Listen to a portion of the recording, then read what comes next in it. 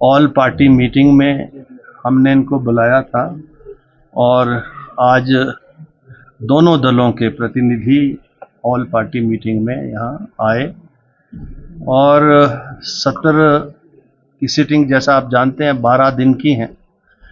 तो 12 दिन का जो बिजनेस है वो भी विधानसभा के पास दोनों दलों के द्वारा पहुंचा है।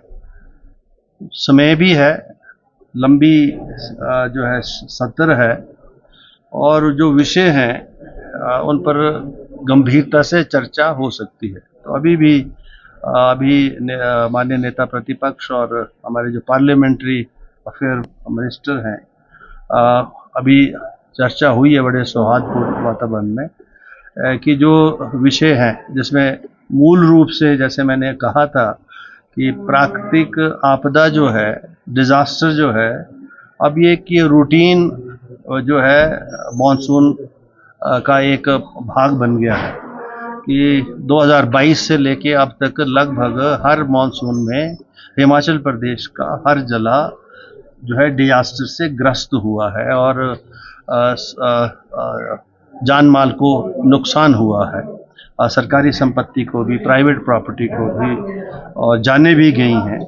तो ये एक बहुत गंभीर विषय है जिसकी पर चर्चा आज भी लिस्टेड है और चर्चा के साथ साथ प्रश्न भी हैं इस विषय के ऊपर बहुत सारे मान्य सदस्यों के। तो अब मुझे लगता है कि दोनों दल गंभीर हैं इस विषय के ऊपर और चर्चा चाहते हैं और चर्चा होगी।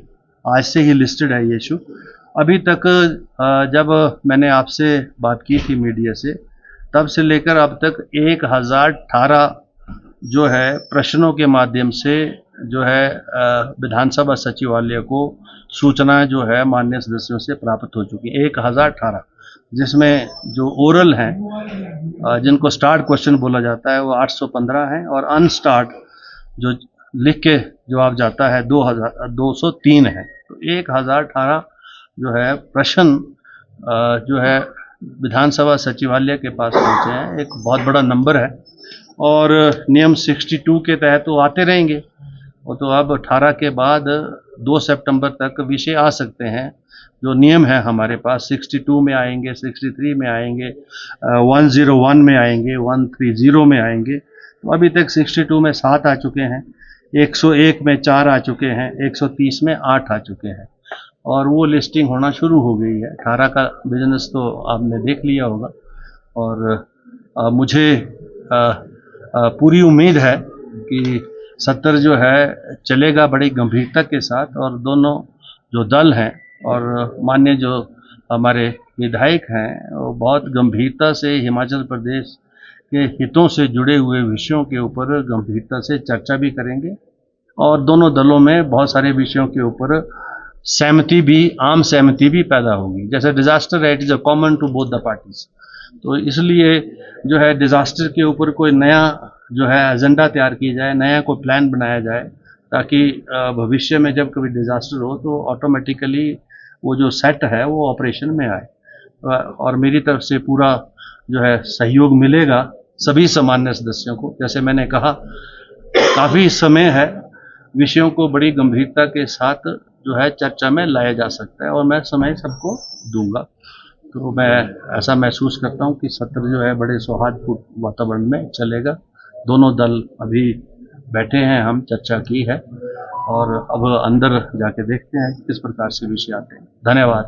देखिए, सत्र में मैं विपक्ष के नेताओं से ये कहूँगा, अपने विधानसभा क्षेत्र के मुद्दे उठाएं, राज्य के मुद्दे उठाएं और तर्क के साथ उठाएं, महज वॉकआउट ना करें, क्योंकि इतना समय हमने इसलिए दिया है कि वो अपनी बात को रखे और जो बात रखे उस पर सरकार विचार करके आगे बढ़े। ये मैं कहना चाहता हूँ। धन्यवाद। देखिए, लोकतांत्रिक व्यवस्था में ये सबसे बड़ी खूबी है, खासियत है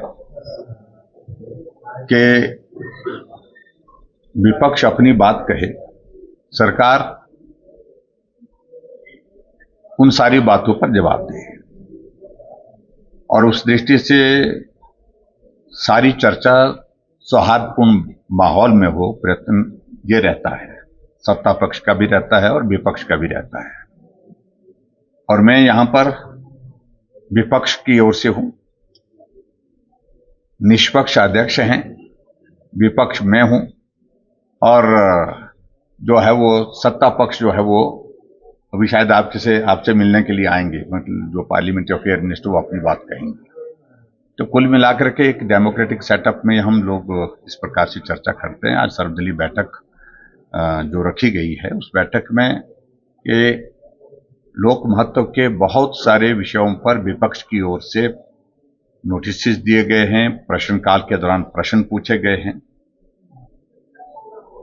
उस पर सार्थक चर्चा हो, ये विपक्ष की एक एक्सपेक्टेशन है। और उसमें सरकार भी सहयोग करे, और अध्यक्ष महोदय जी से हमारा इस बात के लिए विशेष तौर से आग्रह रहता है कि वो विपक्ष को अवसर दें, सरकार से जो बातें जानकारी के रूप में प्रदेश जानना चाहता है, विपक्ष जानना चाहता है, वो सारी जानकारी उपलब्ध हो।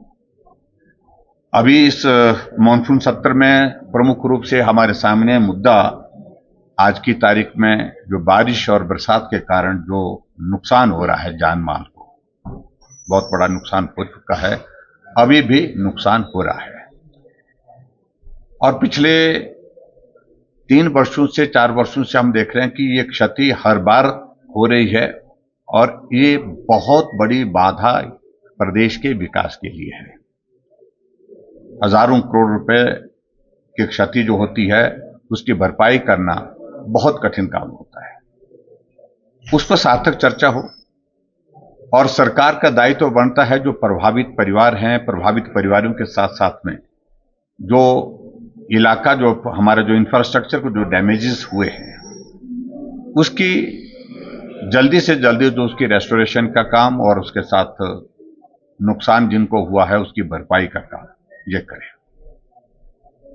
ये दायित्व सरकार का है, और स्वाभाविक रूप से विपक्ष की ओर से इस बात के लिए आग्रह रहेगा कि नुकसान की भरपाई जल्दी हो, समय पर हो, और ज्यादा से ज्यादा मदद इस संकट की घड़ी में लोगों जो प्रभावित हैं उनको पहुंचे।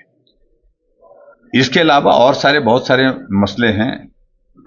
बेरोजगारों से जुड़ा विषय है, जो गवर्नमेंट पॉलिसी बार बार परिवर्तित कर रही है।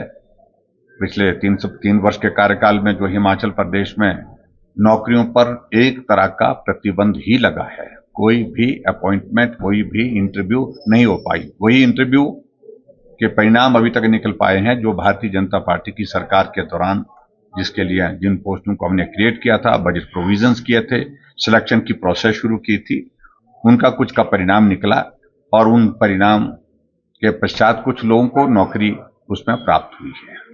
लेकिन वर्तमान सरकार की जो कमिटमेंट, जो गारंटी वाली पर्टिकुलरली, जिसको ना प्रदेश भूल सकता है, ना हम भूल सकते हैं, ना नौजवान भूल सकता है, जिसमें 5 लाख नौकरियां 5 साल में, 1 लाख नौकरियां 1 साल में देने की जो बात की है, उसको भी हम स्मरण कराएंगे और उस बात को लेकर के भी बात कहेंगे।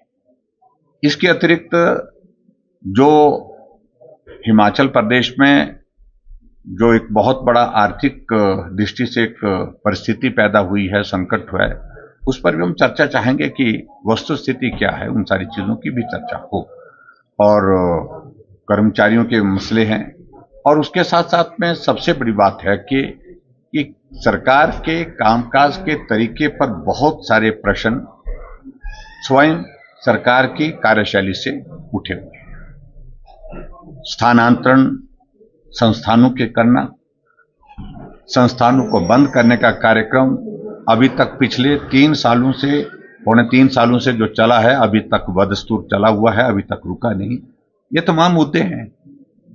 आखिरकार प्रदेश को आगे ले जाना है तो हम पॉजिटिव एटीट्यूड, पॉजिटिव सोच के साथ आगे बढ़ने के लिए रास्ते सोचने होंगे। सब कुछ रोक करके, सब कुछ बंद करके ये संभव नहीं है। ये मसले हमारे विपक्ष की ओर से इस बार के सदन के दौरान जो है, जो 12 दिन का सदन है, उसमें चर्चा के रूप में हम चाहेंगे कि इन सारे विषयों पर चर्चा हो।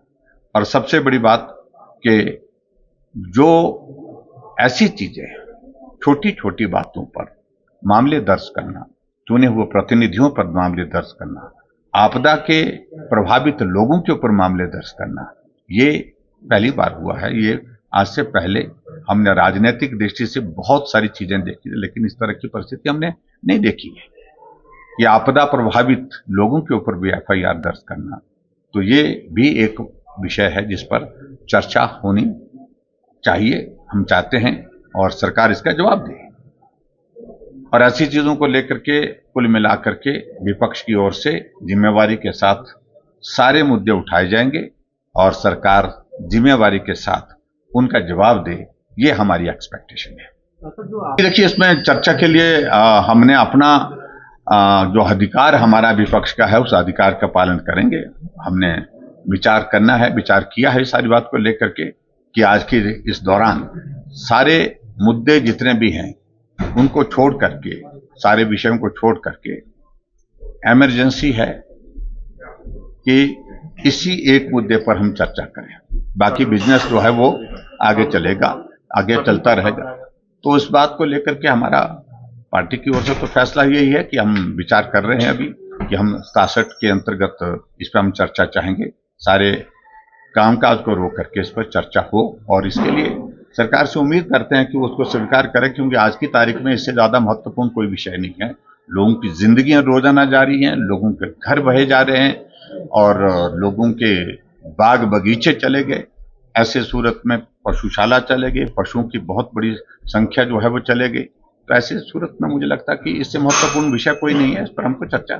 सर्वदलीय मीटिंग हुई है स्पीकर साहब की अध्यक्षता में, जिसमें हमारे विपक्ष के नेता एवं पूर्व मुख्यमंत्री जयराम ठाकुर जी भी उपस्थित हुए, हमारे डिप्टी चीफ व्हिप केवल सिंह पठानिया जी और चीफ व्हिप भाजपा के श्री सुखराम चौधरी जी भी शामिल हुए।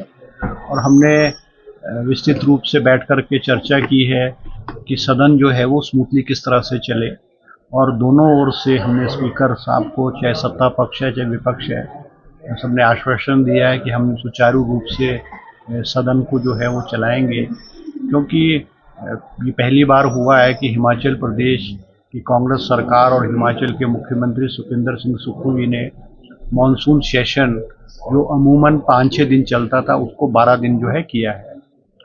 और इसलिए किया है कि माननीय जो सदस्य हैं, विधायक हैं, सरकार जो है उसको सुने और उचित कदम उठाए, या और भी जो मुद्दे हैं, क्योंकि बजट सेशन और मॉनसून सेशन के बीच में 4 महीने का 5 महीने का समय हो गया है, तो इसलिए जो है ये मॉनसून सेशन को लंबा रखा गया है। और मैं सरकार की ओर से कहना चाहूँगा कि हम विपक्ष को चाहेंगे कि विपक्ष जो है इस सदन में जो भी इश्यूज हैं, जो भी बात है, जो भी मुद्दे हैं, सरकार की त्रुटि है, सरकार की कमियां हैं, उनको सदन में रखे। सरकार जो है उनको ठीक करने का और उचित जवाब जो है वो सरकार जो है वो देगी। और हम चाहते हैं कि सदन के माध्यम से जनता की आवाज़, जनता की पीड़ा, जनता की जो दिक्कतें हैं वो सदन के माध्यम से, चाहे कांग्रेस के विधायक हैं चाहे भाजपा के विधायक हैं, वो उसको उठाएं और हम जो है जवाब देंगे। सरकार ने 2.5 साल का कार्यकाल जो है मुख्यमंत्री सुखविंदर सिंह सुक्खू जी के नेतृत्व में पारदर्शिता से किया है, ईमानदारी से किया है, और प्रदेश को आगे ले जाने में, प्रदेश को आत्मनिर्भर बनाने में हमारी सरकार का बहुत बड़ा योगदान है। और बहुत सारी चुनौतियां, आप जैसे जानते हैं, बहुत सारी चुनौतियां सरकार को सामने आई है।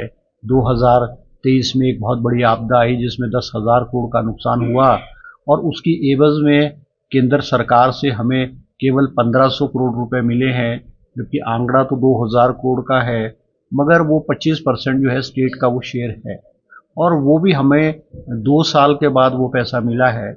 और जिस प्रकार का नुकसान हिमाचल प्रदेश में 2023 में हुआ, ऐसा लगता है कि 2025 में भी अभी तक जो है भारी नुकसान हुआ है। कोई 2-2.5 हज़ार करोड़ का अभी तक हिमाचल प्रदेश में नुकसान हुआ है। बारिशें चल रही हैं, और आज हमारे कांग्रेस के विधायकों द्वारा नियम 130 में हमारे 4 विधायकों द्वारा नोटिस दिया गया है और माननीय स्पीकर जी ने उसको लिस्ट किया है। तो आज हमारे चर्चा जो है हिमाचल प्रदेश में जो जान माल है, चाहे वो सरकारी संपत्ति है चाहे प्राइवेट संपत्ति है, उस पर आज सदन में जो है विस्तृत रूप से चर्चा होगी। और हमने जयराम जी और हमारे विपक्ष के सदस्यों से भी आग्रह किया है कि भी जो भी इशू इनका आएगा सदन में, चाहे जो मर्जी इशू हो, वो स्पीकर साहब लिस्ट करें और हम उस पर सरकार जवाब देगी। क्योंकि माकूल समय है, 12 दिन का समय है, जिसमें से कि 2 दिन तो प्राइवेट मेंबर डेज है, बाकी 10 दिन पे विस्तृत रूप से चर्चा होगी। बहुत सारे बिल्स जो है वो सरकार इस बार इंट्रोड्यूस करेगी, बिल्स हैं और इश्यूज गवर्नमेंट का बहुत सारा एजेंडाज होगा, तो उस पर विस्तृत रूप से चर्चा करेगी। सरकार चाहती है कि हम विपक्ष को उचित मौका दें, विपक्ष की बात सुने और विपक्ष का जो एक पॉजिटिव सुझाव होगा वो सरकार उस पर जो है अमल करे। ऐसा है कि अब हमारे विधायकों ने तो 130 का नोटिस दे दिया है, वो लिस्ट भी हो चुका है। भारतीय जनता पार्टी ने नियम 67 के तहत अभी दिया है। अब ये तो स्पीकर साहब, माननीय अध्यक्ष महोदय ने डिसाइड करना है इस पे कि भी क्या करें क्या नहीं। पर मैं ये कह सकता हूँ कि इट डजेंट मैटर कि वो किस नियम में है। जो नियम में एक चर्चा लिस्ट हो चुकी है, उस चर्चा पे भारतीय जनता पार्टी को क्या एतराज है चर्चा करने में? Whether it is 67, whether it is 130, doesn't make any difference. जो कॉन्टेक्स्ट है, जो इशू है, वो तो सेम है। ये तो सिर्फ ये वाली बात हो जाएगी भी चलो यार आपने कि भी हम शुरुआत कर रहे हैं। अगर ये इतने चिंतित होते तो इनको 2-3 दिन पहले ये इशू दे देते और इनके भी विधायकों का नाम या इनका जो इशू है वो भी कांग्रेस के विधायकों के साथ लिस्ट हो जाता। मगर इसमें हमें कोई एतराज़ नहीं है। अगर स्पीकर साहब और मैं मुख्यमंत्री जी से भी चर्चा करूंगा और जो हमें कोई एतराज़ नहीं है। प्रश्न ये नहीं है, प्रश्न तो चर्चा से है और जो भी फैसला स्पीकर साहब करेंगे हमें मंजूर हो। वो फाइनेंशियल इमरजेंसी की ये तो एक राजनीतिक बयानबाजी है। प्रदेश में ये बात ठीक है कि प्रदेश आर्थिक तंगी से गुजर रहा है, मगर प्रदेश में कोई फाइनेंशियल इमरजेंसी नहीं है। सरकारी कर्मचारियों को पेंशन, सैलरी 1 तारीख को मिल रही है। हर व्यक्ति को, हर लोगों को, हर डिपार्टमेंट में डेवलपमेंट काम जो है वो उसका पैसा जा रहा है। तो सरकार की जो माली हालत है वो ठीक है, कोई ऐसी जरूरत ठीक है। अब राजनीतिक चर्चा करने के लिए सदन के अंदर और सदन के बाहर एक विपक्ष के लोग इस तरह की राजनीतिक बयानबाजी करते हैं। अब विपक्ष ने भी तो अपना काम करना है। विपक्ष ने कोई सरकार की तारीफ थोड़ी करनी है। विपक्ष का काम तो सरकार की आलोचना करना है, वो ये करें। और एक अगर ये हमारी पॉजिटिव आलोचना करते हैं, एक कंस्ट्रक्टिव आलोचना करते हैं, हम उसका स्वागत करते हैं। और अगर सरकार के लेवल पे, क्योंकि एक डेमोक्रेटिक गवर्नमेंट में जो है वो हर चीज़ करेक्ट थोड़ी होगी। अगर कहीं अधिकारियों के लेवल पे, ज़िले में, चुनाव क्षेत्र में किसी अधिकारी द्वारा त्रुटि है, गलती है, कमी है, हम माननीय विपक्ष के विधायकों का स्वागत करते हैं। सदन के अंदर, सदन के बाहर मुख्यमंत्री और कैबिनेट के समक्ष, मंत्रियों के समक्ष रखेंगे, हम उसको ठीक करने की कोशिश करेंगे।